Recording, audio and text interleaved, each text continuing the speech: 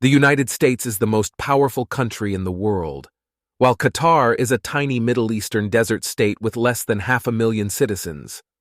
Why then have the Americans been unable to successfully convince Qatar to sway Hamas to release the remaining 130 hostages, 6 of whom are American citizens? Despite the Qataris billing themselves as the Middle East's honest broker, we do not need to spend too much time demonstrating that Qatar is a suspect country which bribed its way to hosting the 2022 FIFA World Cup and has been accused of practicing modern-day slavery. Money is money, and if the Qataris can pay off FIFA officials to bring the world's biggest sporting event to their quasi-country, who else might they be capable of financially influencing? First, let's take a look at a few facts.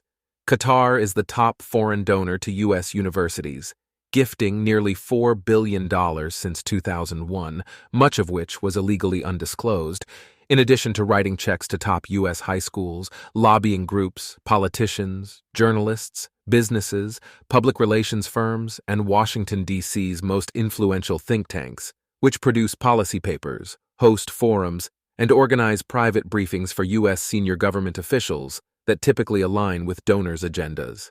For example, in 2013, Qatar agreed to make a $14.8 million four-year donation to the Brookings Institution, which has helped fund a Brookings affiliate in Qatar and a project on United States relations with the Islamic world. If a member of Congress is using the Brookings reports, they should be aware. They are not getting the full story. They may not be getting a false story, but they are not getting the full story, said Salim Ali, who served as a visiting fellow at the Brookings Doha Center in Qatar, and who said he had been told during his job interview that he could not take positions critical of the Qatari government in papers. Qatar and the United Arab Emirates have been especially aggressive in their giving to think tanks, with Qatar arguing that Muslim Brotherhood-style political Islam is the Arab world's best hope for democracy. Yeah, and Hamas terrorists are merely freedom fighters. Please tell us more. Qatar also hosts the largest American military base in the Middle East, in large part because the Qataris agreed to invest $1 billion to help the Americans build it in 1996. A deal inked by then U.S. President Bill Clinton. The Saudis and Emiratis have since offered to move the American military base to their countries, but 2 years ago, U.S. President Joe Biden mysteriously announced that Qatar would be designated a major non-NATO ally, a classification shared by a select few countries, including Israel. And it was Barack Obama's U.S. presidency that facilitated Qatar's rise to prominence. Both Obama and Hillary Clinton, as Secretary of State, shifted the priorities in America's Middle East policy, disassociating themselves from their traditional ally in Saudi Arabia for a new anchor in this region. They stayed their choice on Qatar. Why? Well, foreign actors have given millions of dollars to U.S. presidents, but disclosure of these contributions, some of which were made while the presidents were still in office, only came after the fact. For example, the William J. Clinton Library and Museum provided a list of its top 150 donors to congressional investigators during the Rich scandal in early 2001. The identities of other donors, including the governments of Saudi Arabia, Dubai, Kuwait, and Qatar, emerged in media reports only after the Clintons left the White House. The Clinton Foundation also accepted a $1 million gift from Qatar, while Hillary Clinton was serving as the U.S. Secretary of State, without informing the State Department. Asked whether Qatar was funding a specific program at the foundation, a foundation spokesman said the country supported the organization's overall humanitarian work, even though the Qataris are one of the worst violators of human rights. During Obama's presidency, he coddled and courted Qatar, the funder of ISIS and Hamas, modern nihilistic death cults dedicated to the killing of Christians, gays, and Jews. Starting circa 2013, Obama and his second Secretary of State, John Kerry, spent 18 months pushing relentlessly for an Israeli-Palestinian peace deal. They came up empty-handed and claimed that there was no trust, even though Hamas presented Obama with a golden opportunity. For the first time, an Israel-Egypt-Saudi-Palestinian Authority nexus emerged in a joint call to eradicate the terror group. We had a meeting of interests that should have opened a window of opportunity to push Obama's peace plan forward and confirm his Nobel Peace Prize awarded in utero, wrote columnist Michael Eisenberg. When I heard that Israel, Egypt, Palestinians, and Saudis were in lockstep, I expected Obama to pick up the phone and work a package deal where he would back the eradication of Hamas, disarmament of Gaza, an Israeli-Palestinian peace deal with normalization and investment by the Saudis and other Arab countries. That would have been logical. But Obama did not push that, and instead got behind Hamas's right to exist and to keep its arsenal intact. More curiously, he sent Kerry off to cavort with the Qatari and Turkish foreign ministers in Paris. This befuddled me and incensed all Israeli ministers, the Egyptians, and the Palestinian Authority leader Mahmoud Abbas. End quote. After all, Obama was a very young second-term president. He was not wealthy, and he needed a job for the next 30 to 40 years following his presidential tenure, similar to former U.S. President Jimmy Carter. Although he denies its scope and bias, Carter has been significantly funded by Arab countries. You will also recall that Carter was the one who pushed for Hamas's inclusion in the Gaza elections. Would it shock you to find out that the funders of Obama's presidential library, his early consulting customers, and the funders for his institute were the wealthy, oil-rich Qataris? They could also give him a media platform called Al Jazeera to continue pontificating from teleprompters. The Qataris have endless money, not to mention global aspirations. Sounds like a conspiracy theory? Here is an interesting nugget from the Washington Post in 2015. Qatar's real estate investment arm decided in 2010 to pump $650 million into City Center, becoming the main owner of the $1 billion project on the site of the district's old convention center in Northwest Washington.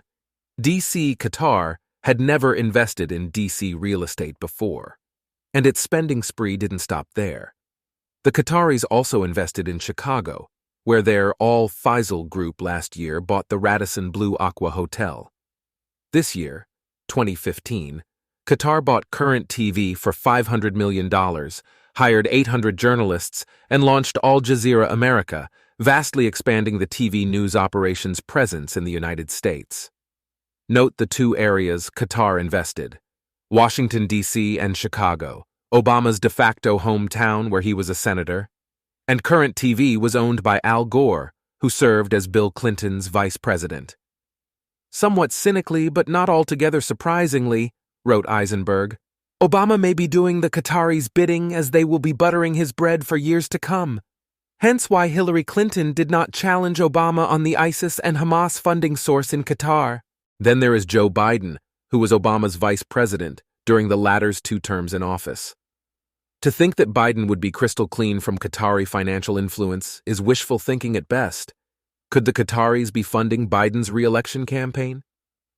If so many of those billions of dollars that the Qataris donated to U.S. universities went undisclosed, why would Biden's re-election campaign not follow a similar practice? Last year, for instance, French investigators scrutinized the activities and compensation of advertising executive François de Labrosse, who received payments from Qatar several years after his work for the former French president, Nicolas Sarkozy. Let's also recall the purchase of football club Paris Saint-Germain by the Qatar Sports Investments in 2011, when Sarkozy was president, and by the hypothesis of a corrupt deal sealed the previous year during a lunch organized at the Élysée Palace attended by Sarkozy and the current Emir of Qatar, Tamim Al Thani. This past December, the European Union unveiled a proposal to curb political interference by foreign governments, put forward ahead of EU elections happening in June of this year, amid concerns that outside actors such as Russia may attempt to interfere. The package needs approval from EU countries and the European Parliament, which is embroiled in a foreign influence scandal that has been dubbed Qatar Gate. Belgian authorities have been investigating alleged bribes said to have been paid by Qatar and Morocco in an attempt to steer some of its deliberations. This past January, the U.S. quietly reached an agreement that extends its military presence at the sprawling base in Qatar for another 10 years. U.S. Secretary of Defense Lloyd Austin visited the base in December and thanked the Qataris for their increased spending on the base. Meanwhile, Qatar paraded a deal it brokered about a month ago to have much-needed medicine sent to the Israeli hostages in Gaza. Turns out the medicine was never delivered to them. But now the Qataris, who tried to profit off this scam by using it as good PR, claim that the medicine was finally delivered, a month after the deal, and only after the IDF found that this much-needed medicine did not reach the hostages. The fact is that it's not just Hamas holding the hostages, wrote Seth Frantzman, a Middle East security analyst. From the very beginning, the real culprit behind October 7th is not in Gaza, but abroad. October 7th was planned to benefit not Gaza or Israel, which are the main victims, but rather for the benefit and profit of those who host Hamas. During the last major war between Israel and Hamas in 2014, the Obama administration pressed for Qatar to remain a chief broker in the Israeli-Palestinian peace process. At the time, Julia Freifield, then an assistant secretary for legislative affairs at the U.S. State Department, wrote, "We need countries that have leverage over the leaders of Hamas to help put a ceasefire in place. Qatar may be able to play that role as it has done in the past." End quote. But if we follow the money, Qatar may not need to use its leverage over Hamas, whether to free the remaining hostages or for any other purpose, because the Biden administration could very well be financially incentivized to hold back whatever leverage it has over Qatar.